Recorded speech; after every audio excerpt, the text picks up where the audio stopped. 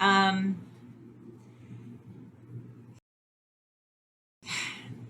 ADHD blog. Hi. Okay.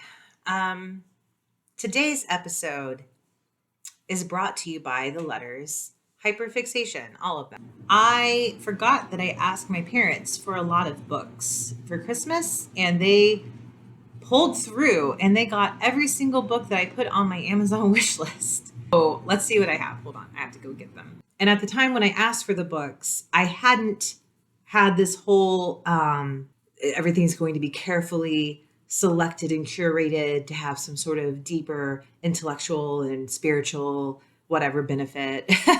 I just picked books. This is going to be helpful. The bullet journal method. This actually qualifies for what my original book reading list.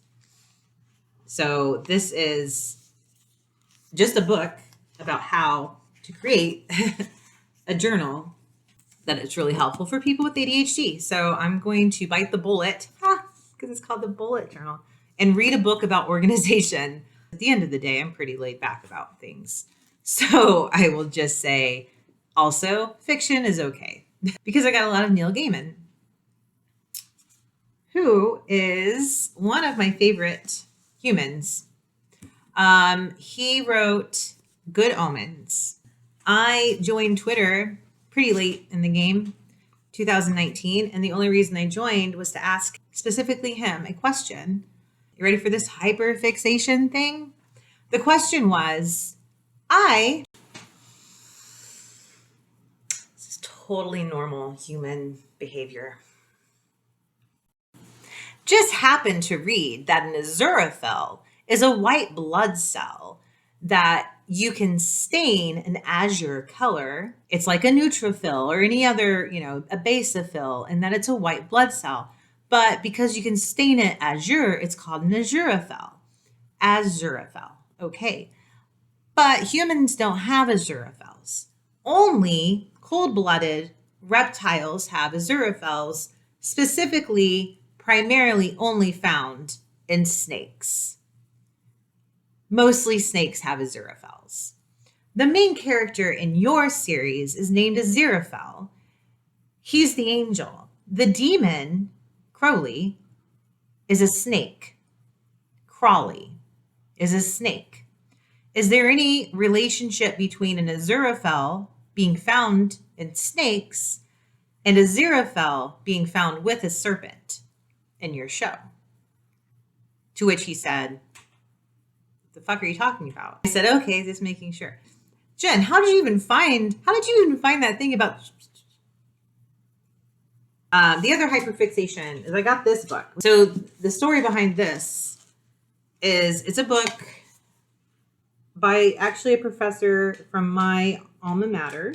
So I had a friend who told me about this book. He knew I really enjoyed palindromes and playing with words. That's why he recommended this book to me, because some of the stuff in here is written in such a way that you can read it the same forwards and backwards. And he also came up with the idea of an ambigram. Flip it upside down. You can read it the same upside down as you can the right way up. Right. One of his projects looked like this. It had light, depending on which way the light was facing, and you could get different designs being projected onto the wall. He was a physicist. He was a pretty smart dude. And then you had me, and I was just like, words. So I came up with word game. When you put it in the mirror, and one way the word, you read it and the word is just like the normal way that you would read a word, and the other way the reflection is a completely different word. And I thought that was cool. So it was like the reflection was word and then game.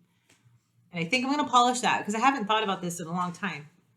I should polish that up and actually make it look more legitimate, and maybe even like hang it from a mirror somewhere. Why haven't I done this? I get distracted is why, because I have ADHD. So yeah, I focus on certain things. And I think it is interesting that I even found the Aziraphale thing, because that is a rock that no one else had ever unturned. Like ADHD is it can be a blessing, it can be a curse. I think it just depends.